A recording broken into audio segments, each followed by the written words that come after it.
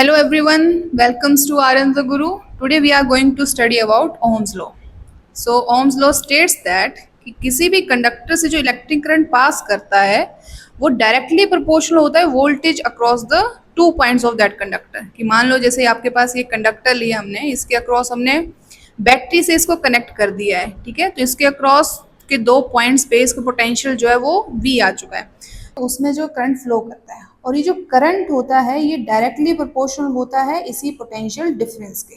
यानी कि हम जितना ज़्यादा इसके अक्रॉस पोटेंशियल डिफरेंस बढ़ाएंगे उतना ज़्यादा इसमें से करंट फ्लो करेगा।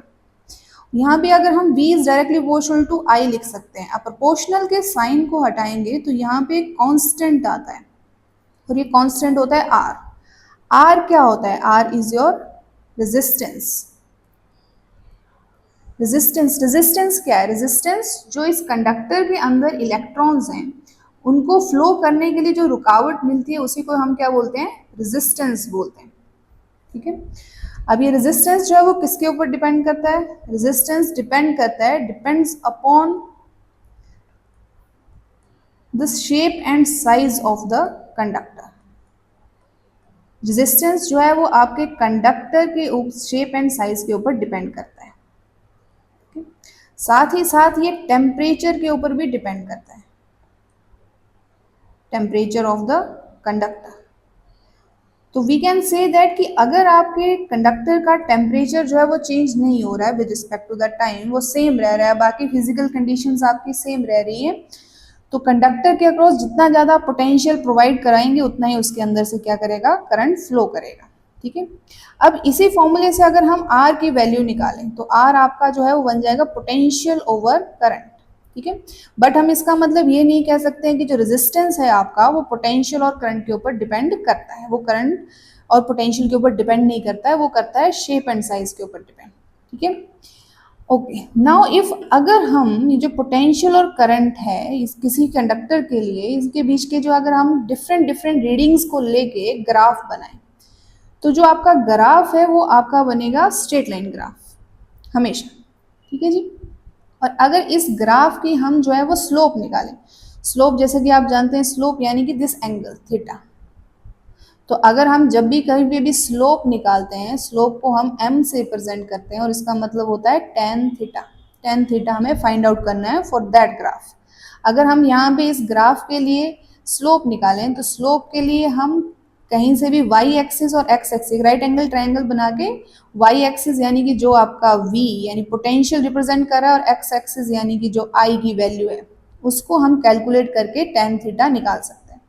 तो अगर इस ग्राफ के लिए हम यहाँ पे स्लोप निकालें तो स्लोप का मतलब हो जाएगा आपने क्या करना है? v ओवर I निकालना है, और v ओवर I जैसा हमने पीछे देखा वो क्या होता है? आपका रेजिस्टेंस होता है।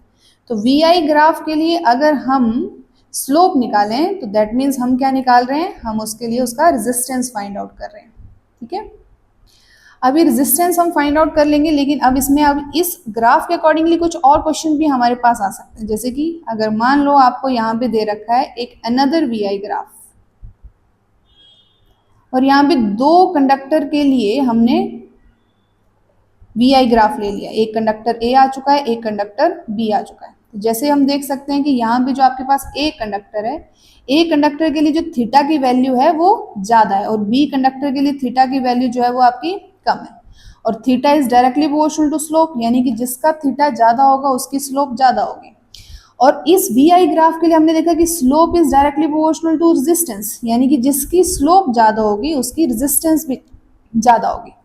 तो यानी कि यहाँ से हम डायरेक्टली देख सकते हैं कि as theta 1 is greater than theta 2, theta 1 जो है वो ग्रेटर देन है थीटा 2, देयरफॉर जो रेजिस्टेंस है ए कंडक्टर का वो ज़्यादा होगा बी कंडक्टर से, ठीक है। तो स्लोप की हेल्प से या ग्राफ की हेल्प से हम इस तरह से किसी भी कंडक्टर के रेजिस्टेंस की वैल्यू जो है वो फाइंड आउट कर सकते हैं।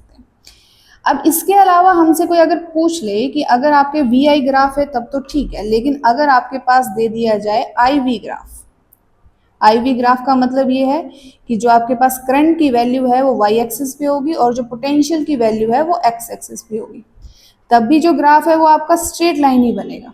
लेकिन इस केस में अगर आप स्लोप निकालेंगे, स्लोप ऑफ IV ग्राफ, तो slope of I V graph में अगर हम देखें वाई एक्सिस पे क्या है, क्योंकि हमने तो यहाँ से थीटा की वैल्यू निकालनी है, जो कि आपको यहाँ पे अगर राइट एंगल ट्राइंगल ड्रॉ करेंगे तो यहाँ पे ये Y axis upon X axis, तो वाई एक्सिस आपका यहाँ पे क्या आ रहा है, करंट, और एक्स एक्सिस क्या आ रहा है यहाँ पे आपका पोटेंशियल।